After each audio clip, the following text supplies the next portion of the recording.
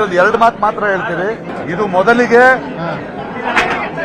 3 ವರ್ಷಗಳ ಕಾಲ ಸತತವಾಗಿ ಪ್ರತಿಭಟನೆ ಮಾಡಿದ ನನ್ನ ಮಣ್ಣನ್ನು ನನ್ನ ಭೂಮಿಯನ್ನು ಮಾರಲು ಅನ್ನೋ ರೈತರ ಹೋರಾಟದ ಜಯ ಇದು. ಮೊದಲು ರೈತರ ಜಯ. ಈ 3 ವರ್ಷಗಳಿಂದ ಅವರ ನಿಂತ ಎಲ್ಲಾ ಸಂಯುಕ್ತ ಹೋರಾಟದ ಜಯ ಇದು. ಮತ್ತು ಯಾವ ಕಲಾವಿದರು, ಯಾವೊಬ್ಬ ನಾಗರಿಕರು ಬಂದು ಈ ಹೋರಾಟದ ಮುಂದೆ ನಿಂತ್ಕೊಂಡ್ರೋ ಇದರ ಜಯ ಇದು. ಇದು ಒಂದು ಐತಿಹಾಸಿಕವಾದ ಒಂದು ಚಳುವಳಿಯ ಜಯ ಆಗಿದೆ.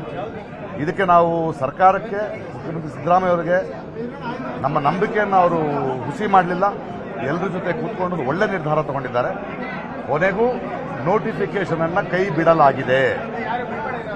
ಭೂಮಿಯನ್ನು ನಂಬಿರುವ, ಭೂಮಿಯನ್ನು ಪ್ರೀತಿಸುವ ಜನರು ನೆಮ್ಮದಿಯಾಗಿ ಅವರು ಆ ಭೂಮಿ ಜೊತೆ ಇರ್ಬೋದು ಅನ್ನೋ ನಿರ್ಧಾರ ಆಗಿದೆ. ಸರ್, ಈಗ ಕೆಲ ರೈತರು ಮಿಕ್ಕಿದ್ದನ್ನ ನಾವಲ್ಲಿ ಗಾಂಧಿ ಭವನದಲ್ಲಿ ಮಾತಾಡ್ತೀವಿ. ಕೆಲ ರೈತರು ಕೊಡ್ತೀವಿ ಅಂತ ಹೇಳಿದ್ರಲ್ಲ ಸರ್. ಈಗ ದೇವನಹಳ್ಳಿಯ ಹೋರಾಟ ದೇವನಹಳ್ಳಿಗೆ ಶುರುವಾಗಿದೆ. ಮೊದಲ ಚಳುವಳಿಯಲ್ಲಿ ಈಗ ಜಯವಾಗಿದೆ. ಮುಂದಿನ ಚಳುವಳಿಗಳ ಬಗ್ಗೆ ಆಮೇಲೆ ಮಾತಾಡ್ತೀವಿ. ಈಗ ಸರ್ 500 ಎಕರೆ ಕೆಲವು ರೈತರು ಕೊಡ್ತೀವಿ ಅಂತ ಹೇಳಿದ್ರಲ್ಲ, ಅದನ್ನ ಕೊಡಬೇಕು ಅನ್ನೋರು ಏನ್ ಕೊಡ್ತಾರೆ ನೋಡೋಣ. ಅವ್ರನ್ನ ಒತ್ತಾಯ ಮಾಡೋದು ನಾವ್ಯಾರು ಅಲ್ವಾ? ಭೂಮಿ ಪ್ರೀತಿಸೋರು ಭೂಮಿ ಮಾರ್ಕೊಳ್ಳಲ್ಲ ಅಷ್ಟೇ. ಅಲ್ಲ, ಸಿಎಂ ಅವರು ಹೇಳಿದ್ದು ಕೊಡೋರು ಕೊಡಬಹುದು ಅಂತ ಹೇಳಿದ್ರು. ರೈತರ ಡೈವರ್ಟ್ ಮಾಡುವಂತದ್ದು ಅಥವಾ ಯಾರು ನೋಡೋಣ, ನೋಡೋಣ ಆಮೇಲೆ ನೋಡೋಣ. ಒಳ್ಳೆಯ ಒಂದು ನಿರ್ಧಾರ ಬಂದಿದೆ, ಅದು ಮುಖ್ಯ. ಎಲ್ಲ ಮಾಧ್ಯಮದ ಸ್ನೇಹಿತರೆ, ಇದೊಂದು ಸಂಘಟಿತ ಹೋರಾಟ ಆಗಿತ್ತು. ಭೂಮಿ ಉಳಿಸ್ಕೊಳ್ಳಕ್ಕೆ ರಾಜ್ಯದ ಎಲ್ಲ ಸಂಘಟನೆಗಳು, ಕಲಾವಿದರು, ತುಂಬಾ ಪ್ರಗತಿಪರರೆಲ್ಲ ಒಂದಾಗಿ ಹೋರಾಟ ಮಾಡಿದ್ದು. ಇದು ಅಂತಾರಾಷ್ಟ್ರೀಯ ಮಟ್ಟದವರೆಗೂ ಕೂಡ ತಲುಪಿತ್ತು. ಒಂದು ಒಳ್ಳೆಯ, ಒಂದು ಐತಿಹಾಸಿಕವಾದಂಥ ದಾಖಲಾ ಹೋರಾಟಕ್ಕೆ ಇವತ್ತು ಸರ್ಕಾರ ನೋಟಿಫಿಕೇಶನ್ ಡ್ರಾಪ್ ಮಾಡ್ತೀವಿ ಅಂತ ಹೇಳಿರೋದು ಒಂದು ಜನ ಚಳವಳಿಗೆ ಸಂದ ಜಯ ಅಂತ ಮೊದಲು ಹೇಳಕ್ ಇಚ್ಛೆ ಪಡ್ತಿದ್ದೀವಿ. ನಿಮ್ಮ ಹೋರಾಟಗಳು ದೇವನಹಳ್ಳಿ ಇದಕ್ಕಷ್ಟೇ ಸೀಮಿತ ಆಗುತ್ತೋ ಕರ್ನಾಟಕದ ಬೇರೆ ಬೇರೆ ಭಾಗಗಳಲ್ಲಿ ಸಮಸ್ಯೆಗಳು ಆದಾಗ ನಾವು ಭಾರತ ದೇಶದಲ್ಲಿ ಕೃಷಿಗೆ ಮೊದಲ ಆದ್ಯತೆ ಕೊಡಬೇಕು, ಉಳಿಸ್ಕೋಬೇಕು ಅಂತಿದ್ದೇವೆ. ಯಾವುದೇ ಒಂದು, ಅದಕ್ಕೆ ನಾವು ಹೇಳಿದೀವಿ ಅಭಿವೃದ್ಧಿ ವಿರೋಧಿಗಳಲ್ಲ, ಆದರೆ ಯಾವ ತರ ಕೈಗಾರಿಕೆಗಳು ಬೇಕು, ಕೃಷಿ ಏನು ಬೇಕು, ಇದಕ್ಕೆ ನಮ್ಮದೇ ಆದಂತ ಮಾದರಿಗಳನ್ನು ನಾವು ಕೊಡ್ತೀವಿ ಅಂತ ಹೇಳಿದೀವಿ. ಕೃಷಿ ಭೂಮಿಯನ್ನ ಪ್ರೊಟೆಕ್ಟ್ ಮಾಡೋದು 2013 ಕಾಯ್ದೆಯಲ್ಲಿ, UPA ಗೌರ್ಮೆಂಟ್ ತಂದಿರೋಂಥ 2013 ಕಾಯ್ದೆಯಲ್ಲಿ ಫಲವತ್ತಾದ ಭೂಮಿಯನ್ನು ಸ್ವಾಧೀನಪಡಿಸಿಕೊಳ್ಬಾರ್ದು, ನೀರಾವರಿ ಬಂಧನ ಸಾಧಿಸ್ಕೋಬಾರ್ದು, 80% ಹೆಚ್ಚು ರೈತರ ಒಪ್ಪಿಗೆಯಲ್ಲಿ ತಗೋಬಾರ್ದು ಅನ್ನೋಂತಿದೆ. ನಾವು 2013 ಹಾಕ್ತೀವಿ. ಭೂಮಿಯನ್ನ ಬಲಾತ್ಕಾರವಾಗಿ ಸ್ವಾಧೀನಪಡಿಸಲಿಕ್ಕೆ ನಮ್ಮ ಹೋರಾಟ ಎಲ್ಲರೂ ಮುಂದುವರಿತದೆ. ಸ್ವಯಂ ಪ್ರೇರಿತ ಅಂದ್ರೆ ಹಲವಾರು ಕಾರಣಕ್ಕಾಗಿರ್ತದೆ. ಅಂತ ರೈತರಿಗೂ ಕೂಡ ಜಾಗೃತಿ ಮೂಡಿಸುವಂತದ್ದು, ಭೂಮಿ ಉಳಿಸ್ಕೊಳ್ಳಿ ಅನ್ನೋದು ನಮ್ಮ ಚಳವಳಿಯ ಒಂದು ಭಾಗ. ಕೆಲವರು ಹೇಳ್ತಾರೆ ಇಲ್ಲಿ ಭೂಮಾಫಿಯಾದವರು ಒತ್ತಡಕ್ಕೆ ಬಂದು ಈ ತರ ತೀರ್ಮಾನ ತೆಗೆದುಕೊಂಡು ಇಲ್ಲ, ಇಲ್ಲಿ ಜನ ಚಳವಳಿಗಳು ಇವತ್ತು ಒಂದು ಪರಂಪರೆ ಏನಾಗಿದ್ದಾವೆ. ಇದ್ರಲ್ಲಿ ದೇವನೂರು ಮಾದಯ್ಯ ಅಂತವ್ರು, ಹಿರೇಮಠ್ ಅಂತವ್ರು, ಮತ್ತೆ ಯಾದವ್ ಅಂತವ್ರು, ಯಾದವ್ ಅಂತವ್ರು, ಪ್ರಕಾಶ್ ರಾಜ್ ಅಂತವ್ರು, ಇಂಥವು ಸಾವಿರಾರು ಮನಸ್ಸುಗಳು ಅವ್ರ ಹಿನ್ನೆಲೆ ಇರೋರು ಆಗಿದ್ದಾವೆ. ಇದರಿಂದ ಯಾವ ರಿಯಲ್ ಎಸ್ಟೇಟ್ಗಳು ಇಲ್ಲ. ಅದು ರೈತರ ಹೋರಾಟ, 13 ಹಳ್ಳಿಯ ಹೋರಾಟ, ನಿರಂತರ ಹೋರಾಟಕ್ಕೆ, ಅವ್ರ ಭೂಮಿ ಉಳಿಸ್ಕೊಳ್ತೀವಿ ಅಂತ ಹೇಳಕ್ಕೆ, ವಿಶೇಷವಾಗಿ ಮಹಿಳೆಯರ ಹೋರಾಟಕ್ಕೆ ಸಂದಂತ ಜಯ. ಅವ್ರ ಹೋರಾಟಕ್ಕೆ ಇಡೀ ನಾವು ಚಳವಳಿಗಳು ಬೆಂಬಲ ಆಗಿದೆ. ಇಲ್ಲಿ ಯಾವುದೇ ಮಾಫಿಯಾಗಳು ನಮ್ಮ ಹತ್ರ ರಾಜ್ಯದಲ್ಲಿ ತುಂಬಾ ಲ್ಯಾಂಡ್ ಅಕ್ವಿಷನ್ ಆಗಿದೆ. ಆ ಸಂದರ್ಭದಲ್ಲಿ ರೈತರು ಇಷ್ಟು ಸಂಘಟನೆ ಮಾಡಿಲ್ಲ. ಮಾಡ್ತಾ ಇದೀವಿ. ಈಗ ಅವರು ಎಲ್ಲಾ ಕಡೆ ಇಡೀ ಕರ್ನಾಟಕ 541 ಸಂಘಟನೆಗಳು ಸಂಯುಕ್ತ ಕಿಸಾನ್ ಮೋರ್ಚಾ ಇದೆ. ಅದು ಈ ಭೂಸ್ವಾಧೀನ, ಅಕ್ರಮ ಭೂಸ್ವಾಧೀನಕ್ಕೆ ವಿರೋಧವಾಗಿದೆ. ಮತ್ತು 2013 ಕಾಯ್ದೆಗೆ ತಿದ್ದುಪಡಿ ತಂದಕ್ಕೂ ನಾವು ಕೇಂದ್ರ ಸರ್ಕಾರ ಇದನ್ನು ಹೋರಾಟ ಮಾಡಿದೀವಿ. ಎಲ್ಲಾ ರಾಜ್ಯದಗಳು ಇಷ್ಟೇ ಸಂಚಿನ ಹೋರಾಟ ಇದ್ದಾವೆ. ಈ ಕೆಲವು ಭೂಮಿ ಕೊಡ್ತೀವಿ ಮುಂದೆ ಅಸಹಾಯಕ ಮಾಡ್ತಿದ್ರೆ, ಇದ್ರಲ್ಲಿ ಭೂಮಿ ಕೊಡ್ತೀವಿ ಮುಂದೆ ಬರುವಂತದ್ರಲ್ಲಿ ರಿಯಲ್ ಎಸ್ಟೇಟ್ ಪಾತ್ರ ಇದೆಯೇ ಹೊರತು ನಿಜವಾದ ರೈತರ ಮನಸ್ಥಿತಿ ಅಲ್ಲ.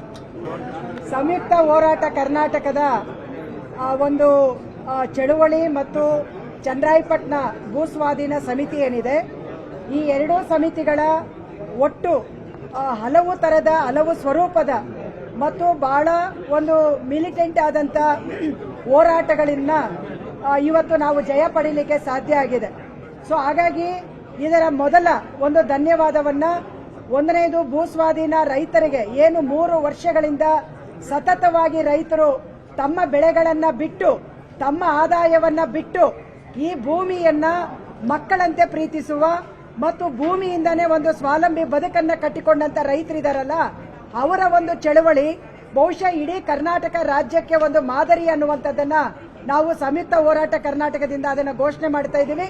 ಮತ್ತೆ ಈ ಎರಡೂ ಹೋರಾಟಗಳ ಸಮ್ಮಿಲನ, ಈ ಹೋರಾಟದ ಒಟ್ಟಿಗೆ ಕರ್ನಾಟಕದ ಪ್ರಜ್ಞಾವಂತ ಜನತೆ ಮತ್ತು ಕರ್ನಾಟಕದ ಎಲ್ಲ ಕಾರ್ಮಿಕ ಸಂಘಟನೆಗಳು, ದಲಿತ ಪರ ಸಂಘಟನೆಗಳು, ರೈತ ಪರ ಸಂಘಟನೆಗಳು, ಮಹಿಳಾ ಸಂಘಟನೆಗಳು, ಸಾಹಿತಿಗಳು, ಕಲಾವಿದರು, ಸಿನಿಮಾ ನಟರು ಎಲ್ಲರೂ ಕೂಡ ಸೇರಿದಂತ ಒಂದು ಅಪರೂಪದ ಒಂದು ಚಳುವಳಿ ಅಂತಾನೆ ಇದನ್ನ ಹೇಳಬಹುದು.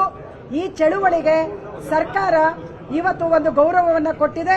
ನಮಗೆ ನಂಬಿಕೆ ಇತ್ತು ಮಾನ್ಯ ಮುಖ್ಯಮಂತ್ರಿಗಳು ಸಿದ್ದರಾಮಯ್ಯ ಅವರು ಏನೊಂದು ಪ್ರಗತಿಪರವಾದಂತ ಮುಖವಾಡವಲ್ಲ, ಅದು ನಿಜವಾದಂತ ಒಂದು ರೈತ ಪರವಾದಂತ ಮುಖ ಅನ್ನುವಂಥದ್ದನ್ನ ಇವತ್ತು ಅಂತಿಮವಾಗಿ ಫೈನಲ್ ನೋಟಿಫಿಕೇಶನ್ ಆಗಿರೋದನ್ನ ಇವತ್ತು ಅವರು ರದ್ದು ಮಾಡಿದ್ದಾರೆ ಅಂತ ಹೇಳಿದ್ರೆ, ಸೊ ಅದು ನಿಜವಾದಂತ ಒಂದು ರೈತ ಪರವಾದಂತ ಧೋರಣೆ ಅನ್ನುವಂಥದ್ದನ್ನ ನಾವು ಭಾವಿಸ್ತಾ ಇದ್ದೀವಿ.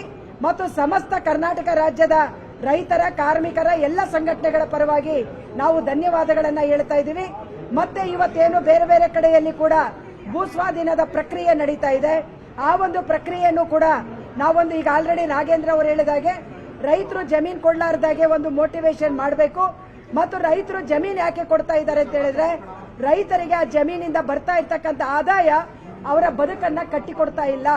ಅವರ ಬದುಕನ್ನ ಕಟ್ಟಿಕೊಡುವ ರೀತಿಯಲ್ಲೂ ಕೂಡ ಮಾನ್ಯ ಮುಖ್ಯಮಂತ್ರಿಗಳು ಮತ್ತು ಕೇಂದ್ರ ಸರ್ಕಾರ ಎರಡೂ ಕೂಡ ಮುಂದಿನ ಹೆಜ್ಜೆಗಳನ್ನ ಇರಿಸಬೇಕು ಅನ್ನುವಂಥದ್ದು ಕೂಡ ಈ ಸಂದರ್ಭದಲ್ಲಿ ನಾವು ವಿನಂತಿ ಮಾಡ್ತೇವೆ. ನಮ್ಮ ಇವರು ಪ್ರಮುಖ ಚಂದ್ರಪಟ್ಟಣ ಹಳ್ಳಿ ಒಬ್ಬರು ಒಂದು ಮಾತಾಡಿ. ನಾನು ಕಾರಳ್ಳಿ ಶ್ರೀನಿವಾಸ್ ಅಂತ ಈ ಭೂಸ್ವಾಧೀನ ವಿರೋಧಿ ಹೋರಾಟ ಸಮಿತಿಯ ಸಂಚಾಲಕ. ವಿಶೇಷವಾಗಿ ಇವತ್ತು 13 ಹಳ್ಳಿಗಳ 1777 ಎಕರೆ ಫಲವತ್ತಾದ ಕೃಷಿ ಭೂಮಿಯನ್ನ ಇವತ್ತು ಸರ್ಕಾರ ಏನು ಅಂತಿಮ ಅಧಿಸೂಚನೆಯನ್ನ ರದ್ದುಗೊಳಿಸುವ ಮೂಲಕ ಆ ರೈತರನ್ನ ಅವರ ಭೂಮಿಯನ್ನ ಸರ್ಕಾರ ಅಧಿಸೂಚನೆಯನ್ನು ರದ್ದುಪಡಿಸಿರುವ ಕಾರಣಕ್ಕಾಗಿ ಆ ಭೂಸ್ವಾಧೀನ ವಿರೋಧಿ ಹೋರಾಟ ಸಮಿತಿಯ ಪರವಾಗಿ ನಾನು ಸರ್ಕಾರವನ್ನ ಅಭಿನಂದಿಸುತ್ತಿದ್ದೇನೆ. ವಿಶೇಷವಾಗಿ ಕಳೆದ 1198 ದಿವಸಗಳ ಕಾಲ ಇವತ್ತಿಗೆ ನಿರಂತರವಾಗಿ ಚನ್ನರಾಯಪಟ್ಟಣ ನಾಡ ಕಚೇರಿಯ ಮುಂದೆ ನಾವು ಅನಿರ್ದಿಷ್ಟಾವಧಿ ಧರಣಿಯನ್ನ ಮಾಡ್ತಾ ಇದ್ದೀವಿ. ಅನೇಕ ರೀತಿಯ ಹೋರಾಟಗಳನ್ನು ಮಾಡಿ ರಾಜ್ಯ ಸರ್ಕಾರದ ಗಮನವನ್ನು ಸೆಳೆದು ಇವತ್ತು ನಮ್ಮ ಎಲ್ಲ ವಿಶೇಷವಾಗಿ ರೈತ ಸಂಘಟನೆಯ ನಮ್ಮ ಎಲ್ಲ ಮುಖಂಡರುಗಳು, ದಲಿತ ಸಂಘಟನೆಗಳ ನಮ್ಮ ಎಲ್ಲ ಮುಖಂಡರುಗಳು, ಕಾರ್ಮಿಕ ಸಂಘಟನೆಯ ನಮ್ಮ ಎಲ್ಲ ಮುಖಂಡರುಗಳು, ಮಹಿಳೆಯರು, ವಿದ್ಯಾರ್ಥಿಗಳು, ಯುವಜನರು, ಈ ಸಾಮಾಜಿಕ ವಲಯದ ಎಲ್ಲ ಜನವರ್ಗಗಳು ಈ ಹೋರಾಟವನ್ನು ಬೆಂಬಲಿಸಿದ್ದಾರೆ. ಮತ್ತು ಮಾಧ್ಯಮಗಳು ವಿಶೇಷವಾಗಿ ಈ ಹೋರಾಟಕ್ಕೆ ಹೆಚ್ಚು ಪ್ರೋತ್ಸಾಹವನ್ನು ಕೊಟ್ಟಿದ್ದಾರೆ. ಆ ಕಾರಣಕ್ಕಾಗಿ ಈ ರಾಜ್ಯದ ಎಲ್ಲರನ್ನ ಈ ಸಂದರ್ಭದಲ್ಲಿ ಆ ರೈತರ ಪರವಾಗಿ ನಾನು ತಮ್ಮೆಲ್ಲರನ್ನ ಅಭಿನಂದಿಸ್ತೇನೆ ಮತ್ತು ನಿಮ್ಮೆಲ್ಲ ಕೊಟ್ಟಂತ ಸಹಕಾರಕ್ಕೆ ಆ ರೈತರ ಪರವಾಗಿ ನಾನು ಕೃತಜ್ಞತೆಗಳನ್ನು ಸಲ್ಲಿಸುತ್ತಿದ್ದೇನೆ.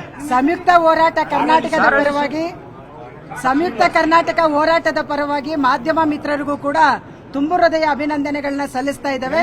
ಯಾಕಂದ್ರೆ ನೀವು ಸತ್ಯವನ್ನ ಬಯಲ್ಗೆಳೆದಿದ್ದೀರಿ. ಎಲ್ಲ ಚಳವಳಿಗಳ ಪ್ರಕಾರ ನಿಮಗೆ ಅಭಿನಂದನೆಗಳು, ಸರ್ಕಾರಕ್ಕೂ ಅಭಿನಂದನೆಗಳು, ಕೃತಜ್ಞತೆಗಳು.